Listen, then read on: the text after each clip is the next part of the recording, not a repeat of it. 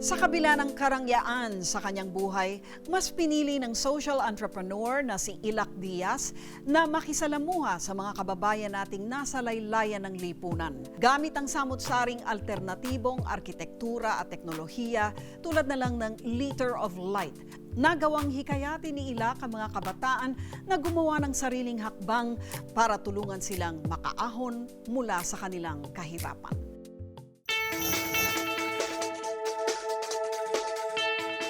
Pag nasira yung battery, pag nasira isang product, kailangan mo itapon yun, kailangan mo bumili ulit. I would say that the country I grew up very much into these typhoons. Every time that there would be a typhoon, we would always be gathering rice and clothes, 3 cups of rice, and I was always thinking how short-term that was. Is this all that I could do? I would do it in high school, I would do it in college, in grad school. I would always be putting rice in this thing, and I was thinking, there must be something we're not always hand out. Can we do something where it was more sustainable? And I said, when can a Filipino take on a global giving back? Why do we always have to be a beneficiary? Why can't I haven't heard of a Filipino or a Filipino group go out into the world and say, look, thank you so much, but we can do global change. But my best wasn't good enough.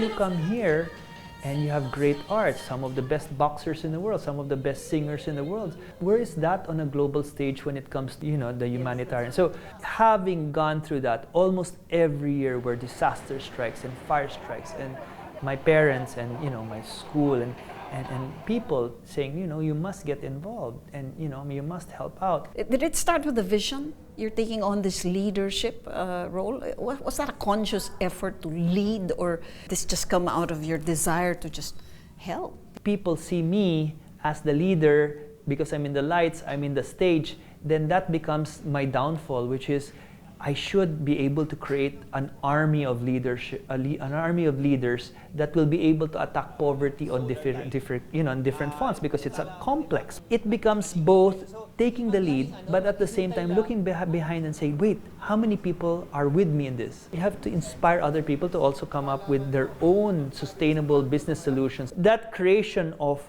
an army is as valuable or even more valuable than you setting an example.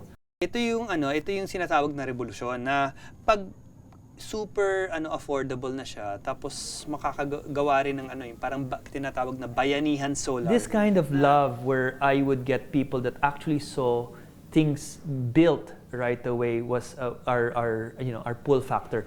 Young people wanted to see that their work resulted in something solid. Liter of Light enables somebody, a young person within an hour to be a solar engineer, to build lamps, to be able to build street lights, and actively see who is going to benefit. In 2017, we will hit 1 million houses around the world. So young people are coming out of everywhere because they're very sensitive to this new kind of change. The only way that young people actually see a way forward is that invaluable success that he is making an impact on poverty. To go into the camps as young people and to come out to the camps completely lit by light is a success where he has changed a life of a family, and this is such great value that it's addicting. It's something where he has felt that his life is not just a matter of being happy with stuff. You can't isolate yourself, so you see the inequality of what's happening out there, and you want to make it a better place for yourself and for others. Leadership is what you do, it's not who you are. So when you ask me where do I find this, it's the people that do, and that's the people, not the people that think that they are leaders. Ang daming mga malalakas na mga vision, pero pag pinatrabaho mo, konting ulan, umuuwi. What we need is people that will do that for months and years, because you're talking about a big problem. What you need is an army of people with small solutions that are putting it together every day. That kind of leadership that says, what about society? I can't live only by myself kasi if I don't improve society, maapekto rin ang quality of life. Paglabas ko sa bahay ko, o paglabas ko sa mall, ibig sabihin, there are people out there that, are part of this. And the bigger leadership, which is, what about society? Can you actually change the politics in this country so that, well, it can better support the kind of change that you're actually instituting at the grassroots? I go where change allows me. You want to help as many people as possible. The last thing you would want is wait for Philippine political change. Kanong katagal na to? Kanong katagal na to sa ano? July. July pa to last year, di ba? If there's somebody running a generator charging all the people in the village, 10, 15 pesos a day, and don't want to let you in to give, solar lighting, then I don't come in. But you go to the next island and the next island, and you find your star. So we pick our battles. Politics is shifting, but not too much. I really believe in capacity of innovation of the youth, of innovation in social business. But to scale, you need government. You need government to be able to to access this.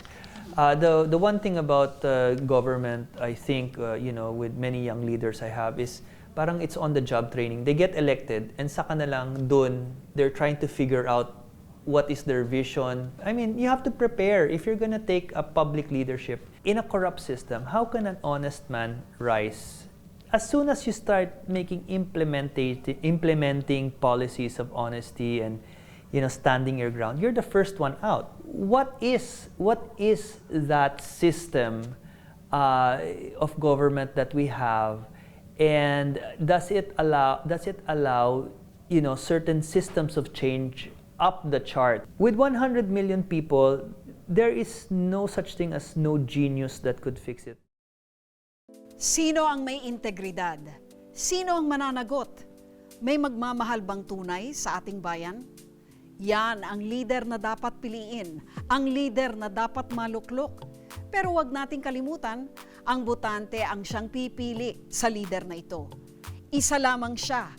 40 milyon tayo, kaya atin pa rin ang tunay na kapangyarihan. Ako po si Lucy Cruz Valdez, kasama ninyong haharap sa hamon ng pagpili sa ating susunod na leader.